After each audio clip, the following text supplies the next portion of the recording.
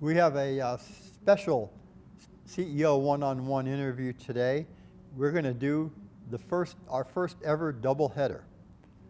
We're going to begin with Mike Pollock, longtime managing director of Spectrum Gaming, who is now a senior policy advisor to Spectrum Gaming. And after Mike gives us some insights that he sees from his perspective on the gaming industry, we're going to be speaking to Fred Gushin, longtime managing director and still currently managing director. CEO. And CEO is the new title, I guess, of Spectrum Gaming. So Mike, welcome. Thank you, Frank. Good to be here. How are you enjoying your new life? I love it. I'm senior policy advisor, emphasis on the word senior. And what I get to do is essentially work on issues that I care about, that are of importance to this industry, and that's my focus. And you've given us a couple topics that you think are, I think the word troubling is what you had used. So let's just get right to it. One of them is sweepstakes. What's troubling about sweepstakes?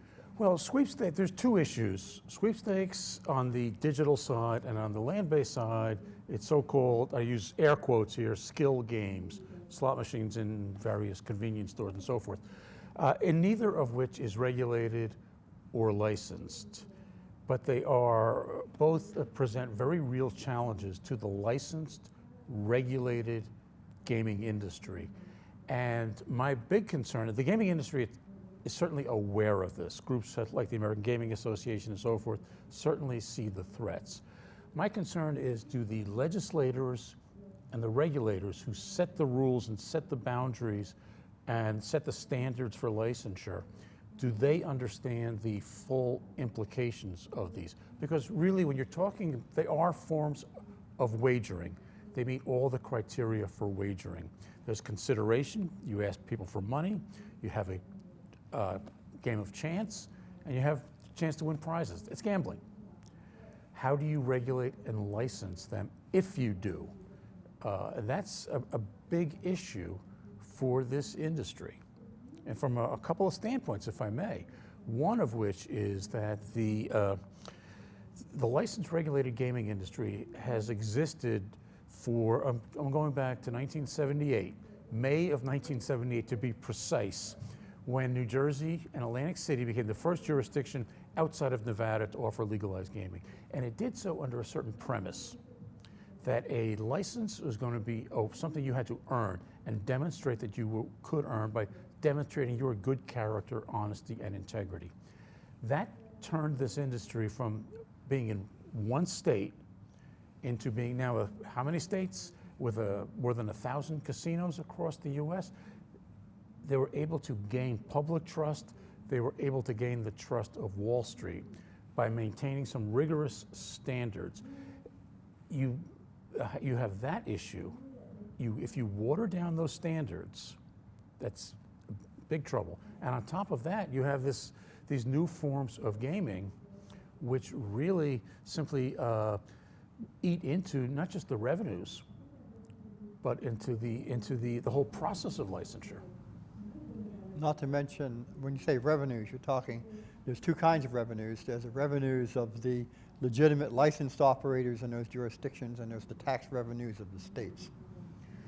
That's a very good point. That's a very good point. I want to address that really quickly because one of the issues that the licensed game regulated industry is up against is that legislators across the country will say, well, if they're out there and they're doing these games of chance and it is gambling, why don't we just license them and tax them and our revenues will increase? Wrong answer. Absolutely the wrong answer. You can't do that. You have to say that if we're going to maintain, if licensure is going to mean something, if you, the applicants, have to demonstrate your good character, honesty, and integrity, how can we then go in and take entities that did not meet those standards and then say, after the fact, you can come in? That threatens public trust. And once you lose public trust, you can't get that back. Certainly not easily. Look how long it took for states to gain the public trust they have now? Well, here's a practical issue, and I'm speaking now as an old political state house reporter. A legislator would say, look, you guys have got to get your act together. I'm not going to put my name on the line and try to introduce a bill for you when you can't even agree amongst yourself. And one of the things that we've seen in the gaming industry is the casino operators and the suppliers of games have not necessarily agreed, because the casino operators have always been afraid to become the next Illinois, in which slot routes, regulated licensed slot routes supplied by the major companies, erode their revenue. How do you get the industry to be on one side? It's a fair question, and one of the more appealing aspects of this issue is that this is one of those rare issues where there is unanimity. I'm not aware of any licensed regulated gaming operator that has put forth the effort and to earn that license that is going to say, let's let others come in who haven't done what we've done. And in terms of suppliers, same thing. The licensed suppliers to the regulated gaming industry do not want to touch the unregulated aspects. I mean, I guess the question is, are these illegal forms of gambling? Are they illegal? Well, they're not legal because they're not regulated, they're not authorized. So I would say that the term of illegal can apply. Right. You can apply that, but you still don't resolve the issue of, even if you got rid of skill-based, you then have the suppliers who would like to have slot routes in those states and the casinos that oppose it, and that's how these guys kind of snuck in while the licensed regulated people were arguing with each other. I would respectfully suggest that the issue of slot route operators, whether in Illinois or in other states, they at least came in through the front door. Right. And they said, those are the rules that we have to abide by, and they did it. They didn't operate first and then get licensed. That's the critical point. Any other issues that you're addressing that you see as problematic for the industry? Well, I think it's like saying, other than that, Mrs. Lincoln, how did you enjoy the play? It was good. that these are the issues that the industry needs to address. You have to. These are the threats, because it also threatens the ability of this industry to get the financing it needs to build facilities, because Wall Street is, the rules of gaming are established and should be established in advance. You know how many licenses are going to be issued, and you get one of those licenses, you know what your competitive landscape is going to be. You'll say you have one of 5 licenses, you understand that. You say you limit gaming to a strip in Mississippi or Atlantic City, you know what the rules are in advance, and you abide by those rules. Wall Street has to abide by them also. If Wall Street's going to make investments in your facility or in your company based on the knowledge and the belief and the firm understanding that those rules are set in advance, and they can have confidence in those rules. Or in your state. Or in your state, yes, exactly. Okay, great. Anything else, Mike? I think there's a lot of issues. Obviously, this industry's expanding in a lot of different ways, and I think that the other issue that's obviously going to be front and center is the convergence of iLottery and iGaming. And I'm sure many of your other speakers, including my friend Fred Gushin, are going to want to address that issue. But that's critical because it's something that as the technology gets ahead of the regulation and the licensing, how do you address that? Pennsylvania, one of the few states, actually had rules in place that said you, as an iLottery operator, cannot emulate casino games, including slot machines. Well, it's easy. You don't have craps, you don't have blackjack, you don't have roulette. That's easy. Well, what's the critical difference or the similarity between a digital scratch-off lottery ticket and a digital slot machine? I'm sorry to say, practically the same thing. That issue has to be addressed. It's a great example of where this industry is wrestling with the technology, and can it get ahead of that technology and anticipate those questions? That's the critical point. That's the real challenge. Technology is moving too quickly. Very provocative questions. Mike, thank you. Thanks, Frank. Okay, so for part 2 of our Mike and Fred show is Fred. Good to see you. Welcome. Thank you. A pleasure to be here. Thanks for inviting me. To repeat, Fred is the CEO of Spectrum Gaming, the global gaming consultancy and research firm. Fred, welcome. Thank you. It's a pleasure to be here again. And you know, we do work internationally, and we do work throughout the U.S., Europe, and the Caribbean. And the first topic I'd like to address is every year under the Bank Secrecy Act, which is the major legislation for anti-money laundering, countries put out a risk assessment. So U.S. Treasury in January of this year put out a risk assessment for the United States, and it's well over 100 pages. But part of it addresses the commercial gaming industry. And again, gaming presents the highest risk, and the highest of the high risk is online gaming. Okay, that is what is, it's not my view, although it is my view, it's not me saying this, it's the government agencies that participate in this, which is Treasury, Justice Department, all the relevant agencies. So this is the biggest issue in online gaming today, less so in the commercial gaming industry, although you did see a fine of $130 million a week or two ago against one of the licensees here in Las Vegas. You saw a $75 million fine against the Tinian casino in the Marianas Islands. You see ongoing investigations by IRS and Treasury. So it's an issue that we should never lose sight of, because it really is a foundational issue in gaming. And let me also say the industry has generally had a good compliance record. Those casinos that have taken it seriously and have devoted the resources have not run into some of these problems. You mentioned earlier your international business, and we know you've been to Asia recently. Tell us about Thailand and Bangkok, so all those exotic places. All right. Well, Asia is basically one of the most significant and growing parts of the gaming industry today. Basically, Singapore, which Spectrum has worked for that government for many years, basically has 2 casinos, Marina Bay Sands and Resorts World Sentosa. Those casinos are highly regulated, but also highly successful. They've shown that you can have regulated gaming in Asia and still have tremendous amounts of money. Macau is also a major center.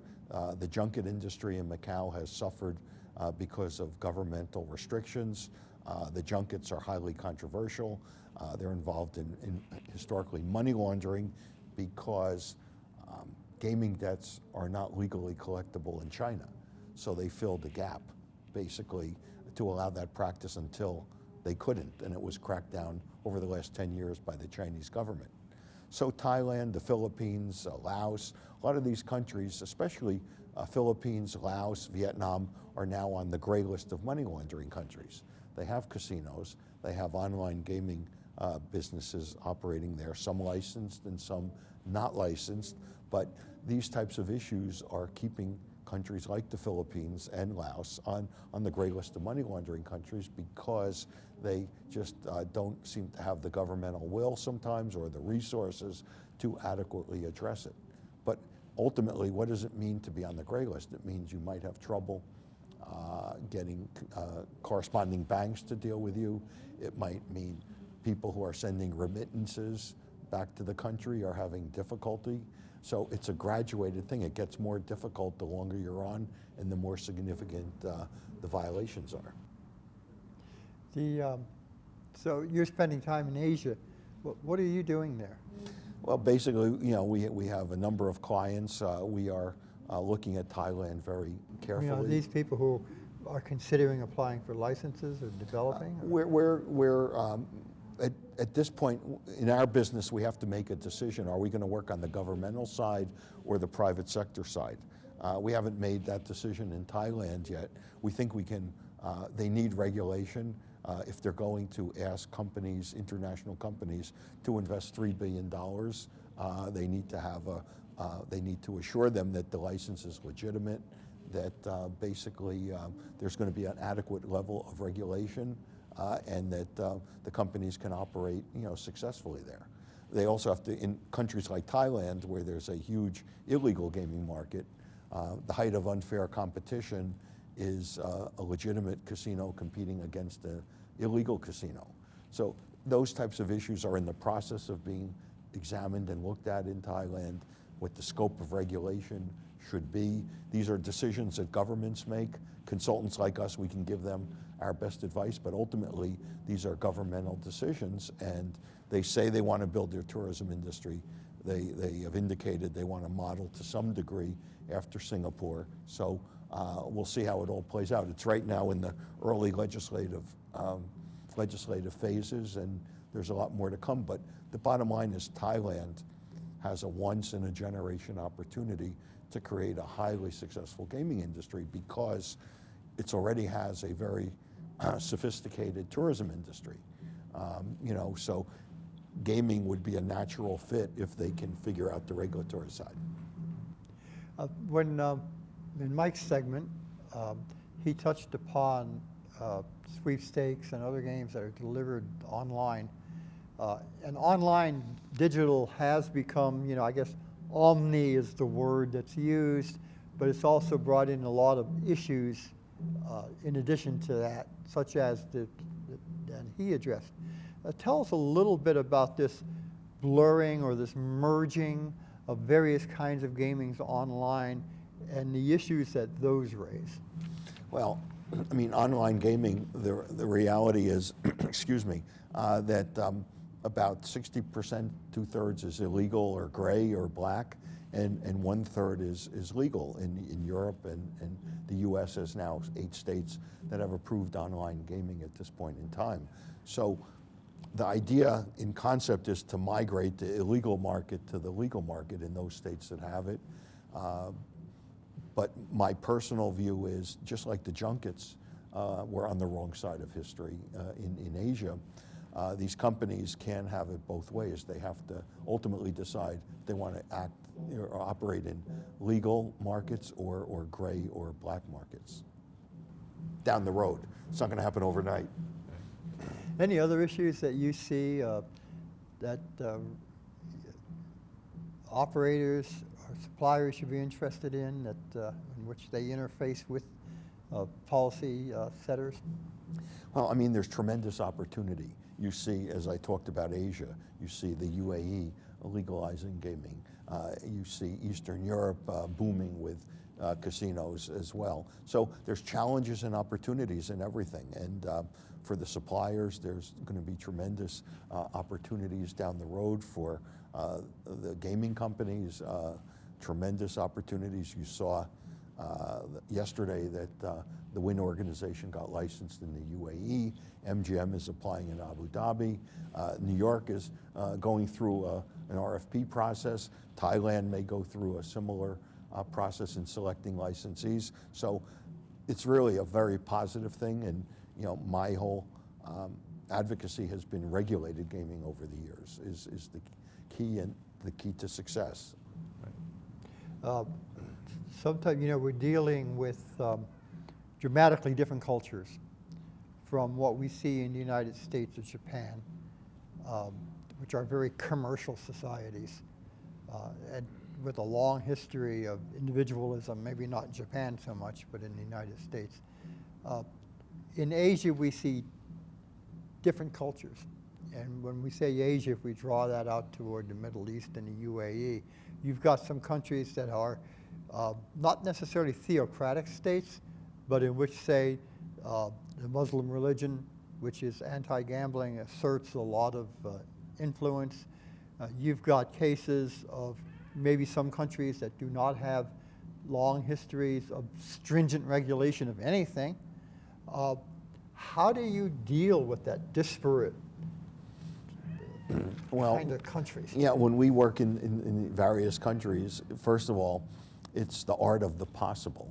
Sometimes it's baby steps, sometimes it's more significant steps, sometimes external factors like being on the gray list require certain things to be done. So each case is a little different. The goal is to get to a regulated environment. And corruption in some of these countries, you know, you almost have to read the Foreign Corrupt Practices Act manual from the Justice Department, you know, before you go. You have to really, you know, understand what you're getting into and make a case on the basis of public policy, basically, that it's in the public interest to do some of these things. No one expects some of these countries to be the United States. No one expects it to be Singapore, but there are things that can and should be done. So you've got to regulate both the countries and the companies. Exactly. Fred, A pleasure. thank you, very insightful. Thank you.